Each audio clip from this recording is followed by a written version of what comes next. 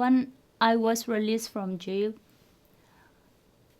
I saw some changes in Rangoon, but when I heard from the informations and news from my family who are living in Rakhine State, the situations for them became, even there was no change, but even getting worse.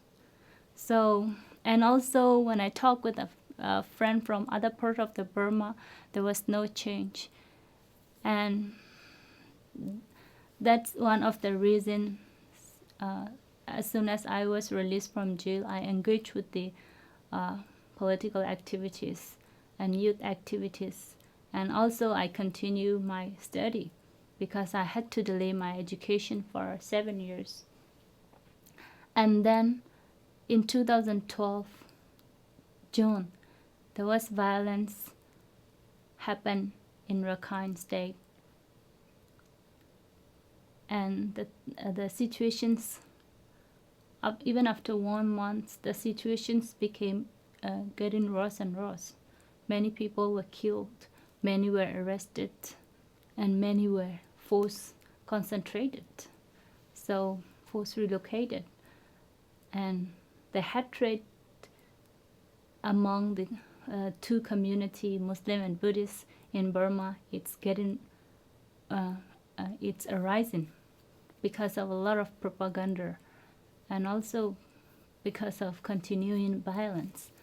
So I was thinking that what I can do, how can I involve in this to solve the problem and to have a solution.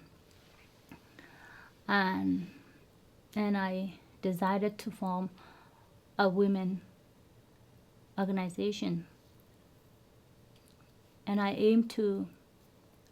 see women in that area were very weak, and they were very vulnerable due to the situations and education. So I was thinking that if I empower the women from our community and also women from the rest of the communities, then put them together and make them friendship and build trust, and then aim to build peace in Rakhine State and the rest of the Burma. With those purpose, I found that organization's Women Peace Network Archon, and now I'm doing a lot of activities to get peace in Rakhine State and to get fair, holistic, and constructive solutions for everyone in Rakhine State. Mostly what we are doing is giving trainings in giving political education trainings and civic education training and peace building trainings, and also English training. And so while we are doing training, we don't do training for only Rohingya or only Muslim or only particular group. First, we put them in English class to make to be able to have relationship, and then we put them, and then we ask them if you are interested in other political classes. Then, if they are interested to join other political classes, and we put them in the political classes, then they could have more idea and more chance to talk about the politics and their suffering and build trust. By this way, I hope we can have more. We are able to build more network and to build more friendship with other the rest of the people.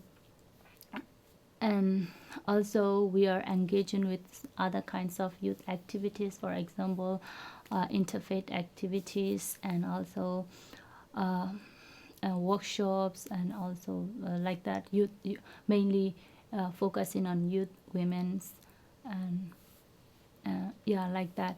Anyway, we hope that if we have if the society build trust, if the society are united, that could be very easier to get solution. If the society is divided, that's why we are made to be divided. That's why we have conflict. So we need to reconstruct the society to have the unity. and trust.